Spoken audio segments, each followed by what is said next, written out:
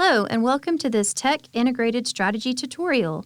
Whether you're teaching online or in a face-to-face setting, learning in the modern classroom often benefits from the digital mediation of educational activities. In this video, you'll learn how to implement the I Notice, I Wonder instructional strategy using the tech tool Padlet. Used together, this strategy and tool provide opportunities for students to view one another's responses in real time, which encourages discussion. Information about I Notice, I Wonder is located on the K20 Learn site under the Instructional Strategies tab.